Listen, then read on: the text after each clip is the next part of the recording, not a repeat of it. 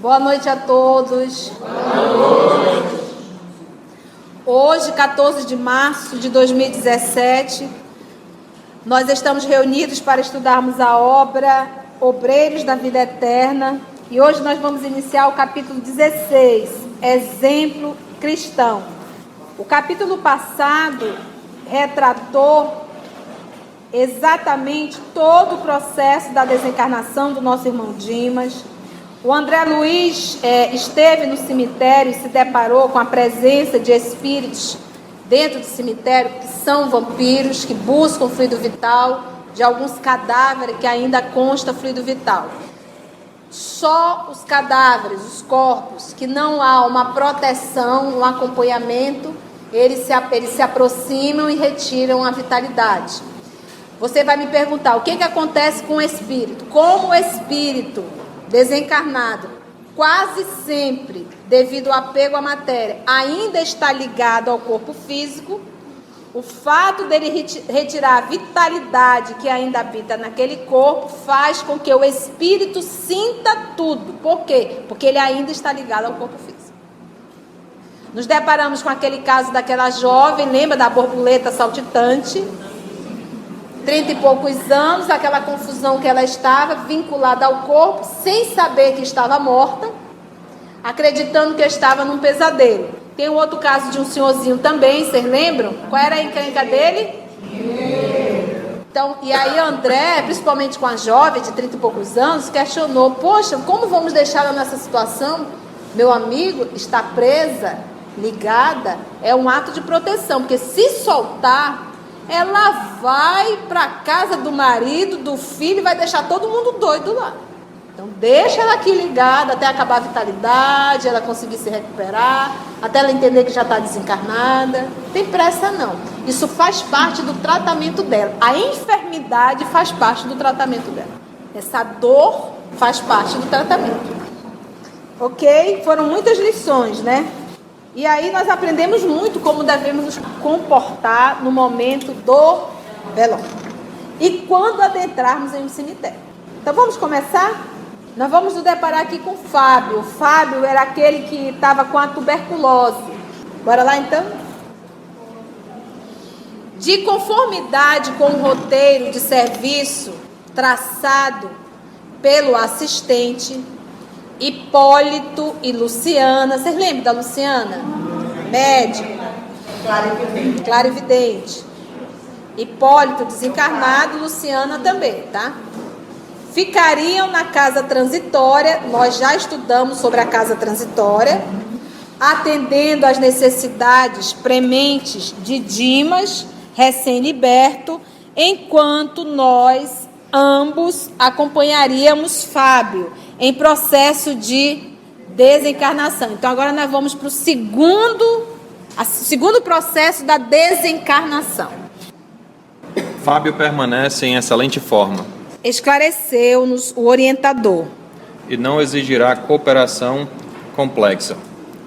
Preparou, com relação ao acontecimento, não somente a si mesmo, mas também os parentes, que, em vez de nos preocuparem, como acontece comumente, serão úteis colaboradores de nossa tarefa. Aqui ele já deu uma diferença entre Fábio e Dimas. Porque Dimas preparou a família? Não. E se preparou para isso? Não. E ele era o quê? Espírita.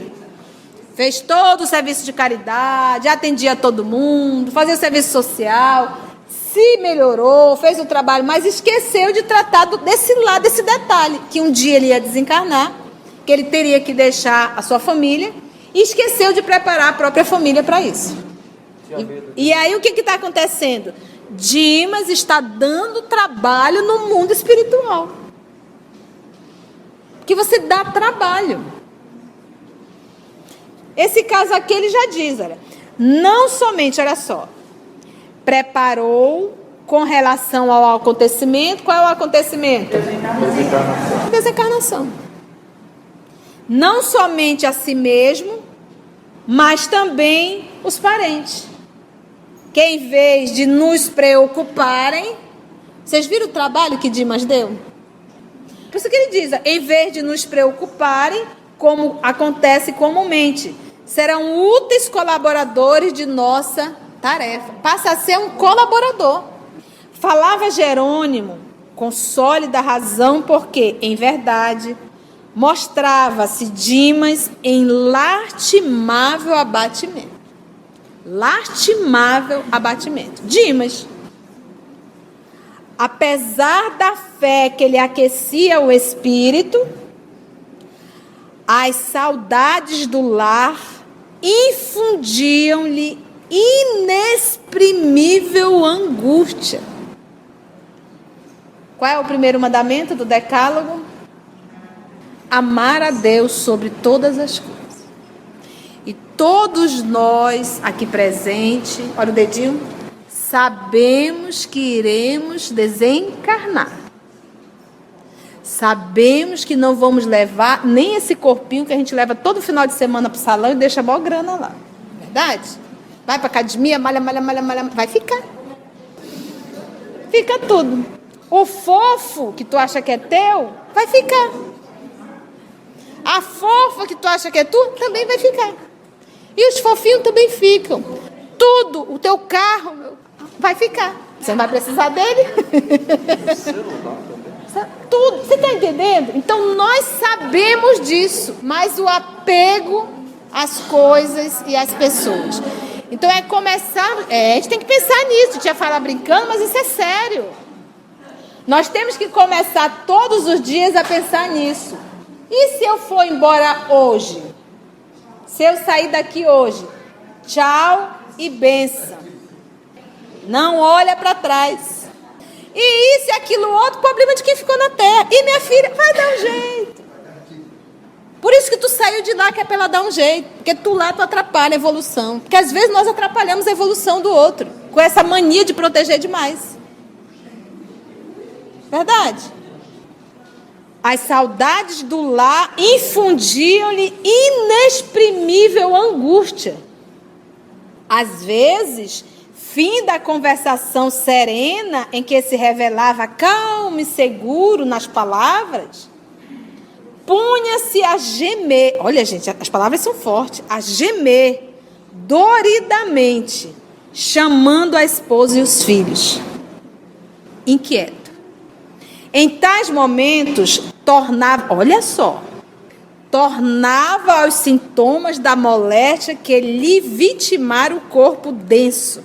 Ele desencarnou de quê? Qual foi a desencarnação? Cirrose. Nesse momento da saudade, ele retorna a sentir todo o processo da enfermidade que ele desencarnou. Em tais momentos, tornava aos sintomas da moléstia que lhe vitimara o corpo denso e com dificuldade conseguíamos subtraí-lo à estranha psicose. Ele entrava nesse processo, começava a sentir tudo de novo, ou seja, ele está dando o quê? Trabalho. Ele está dando trabalho. Recolhe o cidadão, aplica o magnetismo, o cidadão volta, não é isso. E que é para a criatura sair daquela psicose a qual ele está envolvida de novo. Porque ele volta a sentir tudo de novo. Porque ele volta à personalidade. Ele ainda não se identificou com o espírito que ele é. Ele ainda está aprisionado àquela personalidade. Quando Paulo diz que o homem morre uma vez só, é verdade. A personalidade de, mas essa nunca mais vai voltar a viver. Acabou. Foi uma experiência, foi necessário. Saiu do corpo, acabou. Ao desenlace, dos fios prateados, tentava desvencilhar-se de nossa influência amiga, como se houvera enlouquecido repentinamente. Vocês estão entendendo? E olha que esse cara era do bem, era do bom. O apego dele é que está atrapalhando tudo. E quando os amigos começavam a ajudá-lo, ele queria se afastar deles. Como um louco. Fez o bem, fez a caridade, fez a sua reforma moral, só esqueceu de amar a Deus sobre todas as coisas. E lembra que a espiritualidade teve que ficar lá, para o desenlace, colocar ele para dormir, isso tudo é trabalho. E lembra bem do que André Luiz falou no final. André Luiz não, do que Jerônimo falou para André Luiz. André Luiz, não existe uma desencarnação igual à outra. Cada um é um caso específico. Repentinamente, no propósito de fugir sem rumo certo, gritava, gesticulava, afligia-se como sonâmbulo inconsciente. Pensa uma situação? Aí você fica aqui na terra, não, fulano, Dimas era cara legal, fez muita caridade, muito bem, ele tá ótimo. Daqui a pouco está se comunicando aí, falando, igual espírito superior, tá nada. Está se batendo no mundo espiritual por causa do apego à família. Gente, uma coisa é amar, a outra coisa é possuir. Uma coisa é amar, a outra é se apegar. O apego. Ama. Só ama. Só ama. Por que eu disse só ama? Porque quando tu amas, tu não quer possuir. Tu não quer possuir. Tu quer o bem-estar do outro. Não é o teu bem-estar, é o bem-estar do outro. Esses espíritos vão pegar o nosso Senhor Jesus, que é um espírito crístico, que está acima de um espírito superior. O alimento dele é amar ou é ser amado? Quanto mais inferior somos, maior a necessidade de ser amado. Quanto mais evoluído, a minha necessidade é de amar. Meu alimento é amar. Não é ser amar. Entendeu? Não pude dissimular surpresa que me assaltou diante da ocorrência.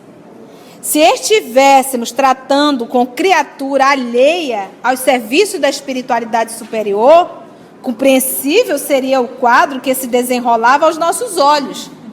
Mas Dimas, é para acabar. Dimas fora instrumento dedicado do espiritismo evangélico. Consagrar a existência às benditas realizações da consoladora doutrina do túmulo vazio pela vida eterna. Olha, túmulo vazio. Por quê? O que está lá é só verte. Pela vida eterna. De antemão, sabia na esfera carnal que seria submetido às lições da morte e que não lhe faltariam ricas possibilidades de continuar junto da parentela, já dele separada, aparentemente, segundo o simples ponto de vista material. Por que semelhantes distúrbios? Não merecer a ele excepcional atenção de nossos superiores hierárquicos? Ele não teve toda a atenção, todo o amparo? Por que ele está nessa situação difícil na casa transitória, dando trabalho? Apego. Sentimento é uma coisa que se educa. Então não pensa que eu tenho que exercitar isso no mundo espiritual. Eu tenho que educar meus sentimentos aqui encarnada. Não, aqui é escola. Não tem como eu desencarnar e dizer, opa, tudo bem, desapega, desapega, desapega. Esse exercício é aqui. Esse exercício é aqui. Para quando for no momento de dar o testemunho, você se preparou verdadeiramente para isso. Porque às vezes a doutrina é muito boa para me ensinar para o outro, para eu consolar para o outro. No momento que eu sou chamada ao testemunho, não serve. Eu fico correndo da sala para a cozinha. Francisco de Assis, conversando com Clara, Francisco de Assis estava muito entristecido. Muito entristecido. Irmã Clara se aproximou dele e perguntou, o que há, pai Francisco? E ele mostrar o que há, por que o senhor está triste? E aí ele falou da tristeza dele, do que estavam fazendo com a obra. E quando ele se fosse, o que seria? Ela olhou para ele e disse assim, como o senhor é apegado, pai Francisco. Ele disse, o homem tinha largado dinheiro, largado a roupa, largado a casa, largado tudo, vivia como pobre. Ela estava chamando ele de pessoa apegada. Eu apegada? Sim. Tu achas que as igrejas são tuas? A igreja é do Cristo. E é Ele que vai continuar cuidando. É Ele que cuida. Ah, como ele ficou aliviado. Você está entendendo? É uma coisa tão... Você vê o apego? Da mesma coisa, Paulo de Tarso. Áquila e Prisca foram presos, maltratados, destruíram toda a casa deles. Quando Paulo chegou, Paulo se sentiu culpado, porque ele achava que Áquila e Prisca estavam passando por aquilo por causa dele. João Evangelista, presente, disse: o quê? Por que tu está te sentindo assim? Não foi por ti que eles foram ao suplício, foi pelo Cristo. Aí Paulo disse: é verdade, mudou. Então, ou seja, quando eu digo é meu filho, tu está iludido. Não é filho de Deus, está emprestado. Tu achas que Deus não vai dar conta dele porque tu não está ali? O teu fofo não pensa que é teu. Em menos de um mês ele substitui rapidinho. Então entender que tudo aqui é o que? Transitório. Amor de Paulo e Abigail dá romance, de tão raro que é. Raríssimo.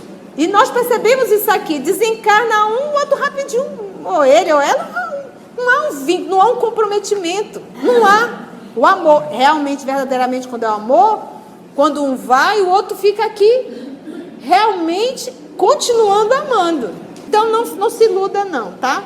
Entendemos isso? Vali-me de momento adequado e expus ao nosso dirigente as indagações que me absorviam um raciocínio. Sem qualquer nota admirativa, Jerônimo respondeu-me bem-humorado: Você deve saber, André, que cada qual de nós é, por si mesmo, todo um mundo. Esclarecimentos e consolações são dádivas de Deus, nosso Pai, mas convicções e realizações constituem obra nossa.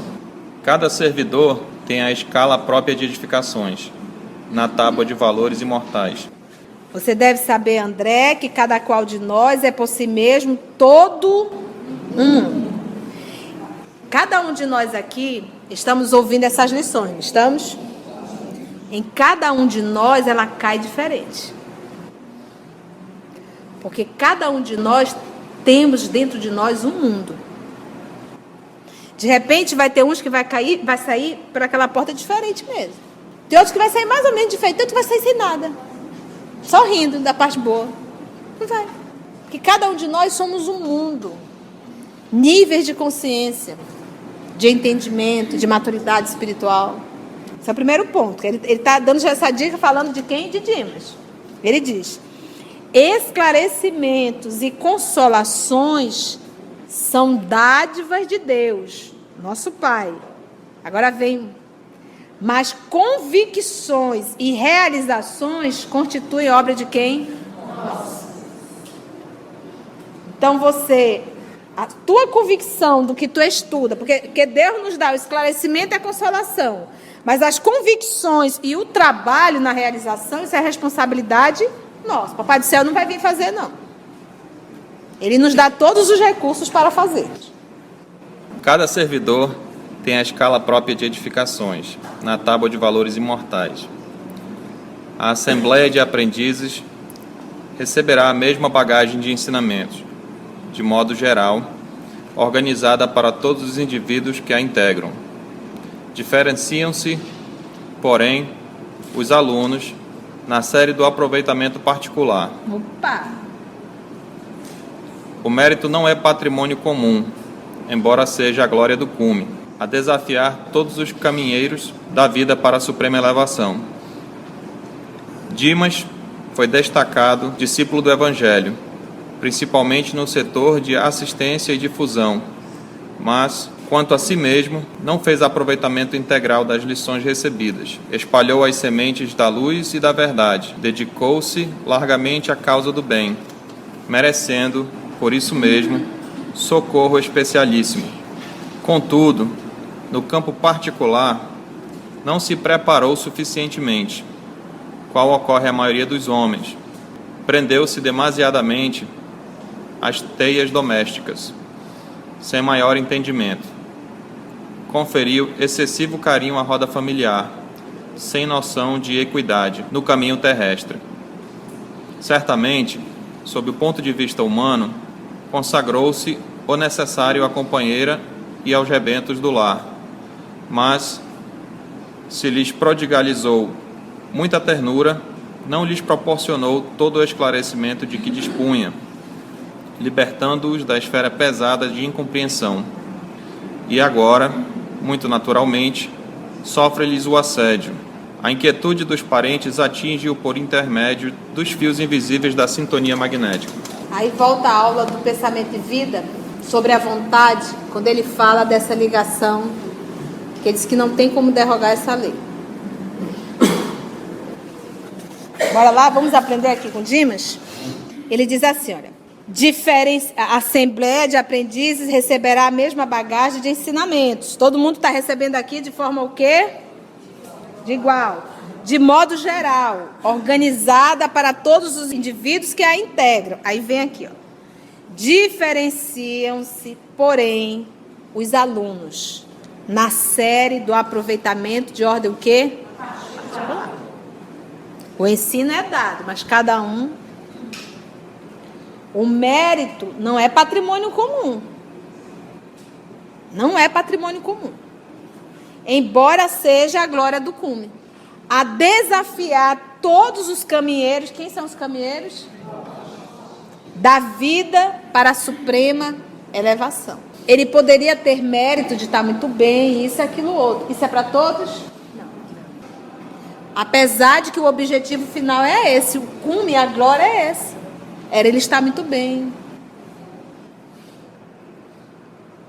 Dimas foi destacado discípulo do Evangelho, principalmente no setor de assistência e difusão. Era um bom palestrante, né, dirigente, fazia caridade. Mas quanto a si mesmo, não fez aproveitamento integral das lições recebidas. Ele ensinava, praticava, mas esqueceu de interiorizar para ele mesmo, para a sua vida íntima, como espírito. Espalhou semente de luz e da verdade, dedicou-se largamente à causa do bem, merecendo, por isso mesmo, socorro que foi o quê? Especialíssimo, e foi. No momento da desencarnação dele, os espíritos estavam ali acompanhando. Foi chamada a própria mãe. Mãezinha colocou ele no colo. Foi Jerônimo que foi lá? Foi lá e foi desligando. Lembra os 3 pontos? Começando dos pés. Aqui alguma área no abdômen. Cardíaco. Num dia. Vai ficar a noite inteira, já disse, eu não preciso ficar aqui, a mãe está, tem uma outra pessoa. Volta no dia seguinte. Foi especialíssimo. Então, por isso, quando a gente lê isso aqui, a desencarnação de Dimas, aí a gente começa achando que é assim com todo mundo. E nesse capítulo ficou bem claro que isso era uma exceção. Por isso que ele falou especialíssimo. Quase sempre a própria criatura tem que fazer o desenlace. E afrouxando os laços naturalmente. Naturalmente. Por isso, no próprio capítulo, ele apresentou o caso da borboleta saltitante e o caso do senhorzinho. Eles estavam desencarnados, mas ainda ligados. Sem a mínima consciência de mundo espiritual. Por isso que ele diz, merecendo por isso mesmo socorro especialíssimo. Ou seja, não é comum. Contudo, aí vem aqui a lição para todos nós. No campo particular, não se preparou suficientemente, qual ocorre a maioria dos homens. Prendeu-se demasiadamente às teias domésticas. E é o que nós fazemos. Nós vivemos a vidinha doméstica, nos preocupamos só com aquilo dali, com aquela criaturinha, com aquele serzinho, e vive aquela vidinha medíocre às vezes, e o mundo inteiro passando fome. Não, o que importa é estar feliz, o resto que se dane.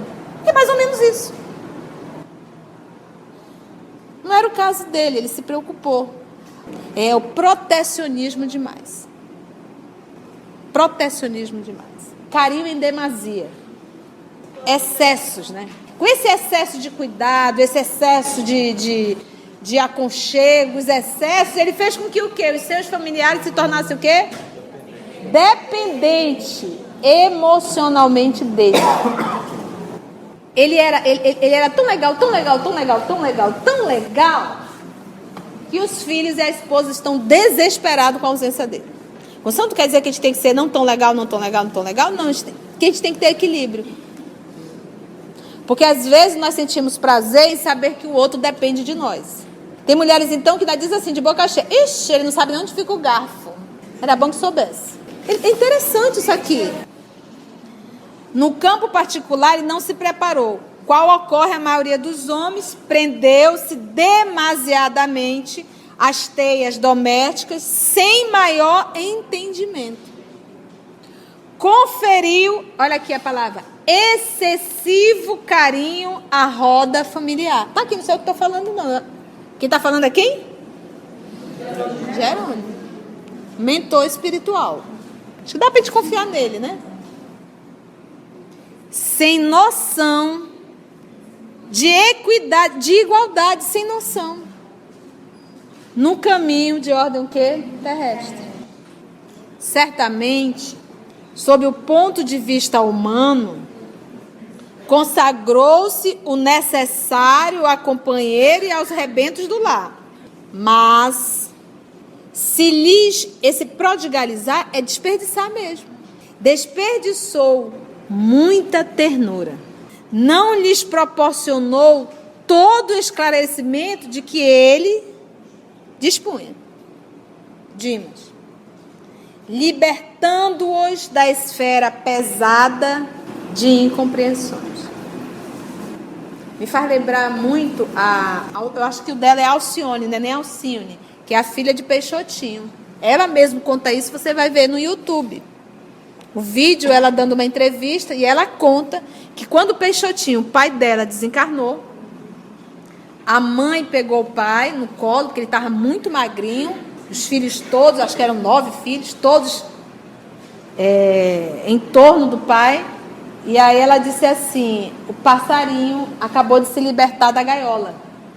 Ela, Alcione, ou Alcione, não sei se é com acento dela, teve um chilique. Começou a gritar, a berrar. Ela diz, o papai se materializou. Ele tinha acabado de sair do corpo. O papai se materializou ali na frente de todos nós e disse assim, olhou direto para mim e disse assim, não perca em 1 minuto o que eu passei uma vida inteira te ensinando. Tu já pensou uma cena dessa? Teu pai de repente se materializa ali? Passei uma vida inteira te ensinando, tu vai ter chilique agora? Tu não sabe que eu estou vivo? Apenas sair do corpo, se materializou. Então nós vamos percebendo o quê? Ele preparou a família. Já Dimas não se preparou. Era muito, sabe, excesso, dengo demais, chamego demais, sabe aquela... mimou demais, entendeu? Então, atrapalha. Não lhes proporcionou todo o esclarecimento de que ele dispunha, libertando-os da esfera pesada de incompreensão. E agora, muito naturalmente, sofre-lhes o assédio. Assédio de quem? Dos familiares. Ele sofre um assédio. É o desespero, a saudade. Mas uma espécie de evocação. É uma evocação. Só que é assim, Júlio, como eles estão ligados, a dor do meu filho, lembra que ele tem um apego enorme. Quando você vê um filho sofrendo, você fica bem? Você não consegue. Então o desespero dos filhos e da esposa passa a ser um desespero enorme para ele. O luto, ele tem um tempo, não é? O exagero do luto é que provoca tudo isso também. Porque não é o tempo. Porque 14 dias vai surtar. Não é o tempo. É a intensidade desse luto. Aí ele diz, a inquietude dos parentes atinge-o por intermédio dos fios invisíveis da sintonia magnética. Eles estão em sintonia. E não tem como os espíritos chegar lá, olha, vamos cortar aqui essa sintonia. Não tem, eles não fazem isso. Porque é uma lei iderrogável. A ligação, o magnetismo, o vínculo. Por isso que no processo obsessivo não tem como chegar lá, corta o fio do obsessor com o obsidiado. Não tem. Porque existe uma ligação, um vínculo entre os dois. Alguém tem que aprender a se moralizar. Eu não preciso sentir dor, eu não preciso adquirir a enfermidade para eu me tratar. Eu posso trabalhar com o quê? Com a profilaxia. E esse processo da profilaxia é feito aqui. Eu tenho que me preparar para isso. Então, aqui ele já está no sofrimento, ele já está na dor, ele vai ter que fazer um esforço enorme. Mas os filhos dele, a esposa, vai continuar tendo chilique. E ele vai continuar recebendo. Porque ele sofre. É complexa a situação. Sorriu benévolo e continuou. Alguma pergunta, alguma colocação? Lições? Eu tenho uma pergunta. Fale. Quando nós nos depararmos com situações assim, como devemos agir? Desse tipo de chilique, você está no velório, já passou uma semana e a pessoa ainda está ainda nessa situação, com o conhecimento que já se tem, qual é a melhor maneira de você chegar com um coração desse? Independente seja católico, evangélico, seja qualquer religião. Entendi. O Gil talvez uma pergunta assim, você está no velório, você participou do capítulo, você estudou, você sabe o mal que você está fazendo. Como eu, na condição de espírita, devo me comportar perante uma situação dessa? Olha, uma vez uma mãe foi atrás do Chico, e mãe quando o filho desencarna, é complexo, sabe? Ela chegou aos berros. Chico se levantou, abraçou e chorou junto com ela. Ficaram os dois chorando abraçados. Quando ela terminou, ela olhou para ele e ela disse assim: eu nunca recebi um consolo tão grande na minha vida. Ele não disse uma palavra. Ele só abraçou e chorou junto com ela. Então, há situações que não tem como você chegar e falar, porque a criatura está... Por exemplo, a esposa de Dimas, se eu estivesse lá, eu não ia ter como falar nada. Porque não é aquilo ali, uma conversa de 5 minutos, que vai resolver uma coisa que ela cultivou há 30, 40, 50 anos. E mesmo ele tendo esse conhecimento, a gente passa a entender o quê? Ele não falou nada. Ele não falou nada, ele apenas o quê? Consolou. Então, não dá para... Nessa hora da dor, ora, recebe, abraça, e não tem o que falar. Não é hora de doutrinar, não, nem de dialogar ninguém ali. Posso finalizar? Vamos orar, então? Sou a maldade em crise, tendo que reconhecer as fraquezas de um lado que nem todo mundo vê. Fiz em mim uma faxina e encontrei no meu umbigo o meu próprio inimigo, que adoece na rotina. Eu quero me curar de mim, quero me curar de mim, quero me curar de mim. O ser humano é esquisito, armadilha de si mesmo. Fala de amor bonito e aponta o erro alheio. Vim ao mundo em um só corpo, nesse de 1,60 m. Devo a ele estar atenta, não posso mudar o outro. Eu quero me curar de mim, quero me curar de mim, quero me curar de mim. Vou fazer e pianinho, fazer minhas orações. Eu me rendo da vaidade que destrói as relações. Para me encher do que importa, preciso me esvaziar, minhas feras encarar, me reconhecer hipócrita. Sou má, sou mentirosa, vaidosa e invejosa. Sou pequena, grão de areia, boba e preconceituosa. Sou carente, amostrada, dou sorrisos. Sou corrupta, malandra, fofoqueira, moralista, interesseira. E dói, dói, dói, despir-me assim. Dói, dói, dói, expor-me assim. Mas se eu não tiver coragem para enfrentar os meus defeitos, de que forma, de que jeito eu vou me curar de mim?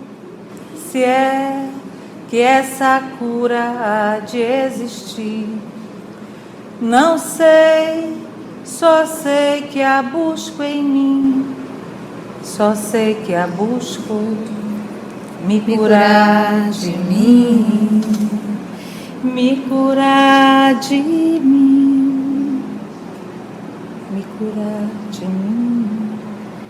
Essa é a nossa vontade, Senhor da vida. Curar as feridas abertas, morais, que existem dentro de nós há tantos séculos.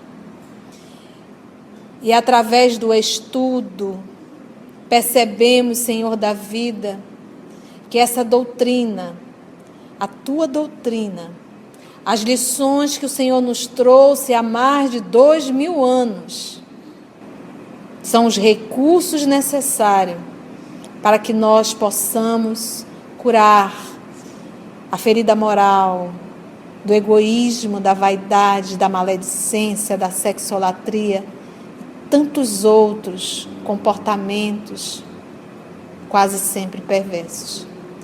Muito obrigado pela oportunidade de estudo, muito obrigado pela assistência dos amigos espirituais e que nós possamos, Senhor da vida, permanecer contigo. Muito obrigada, Senhor.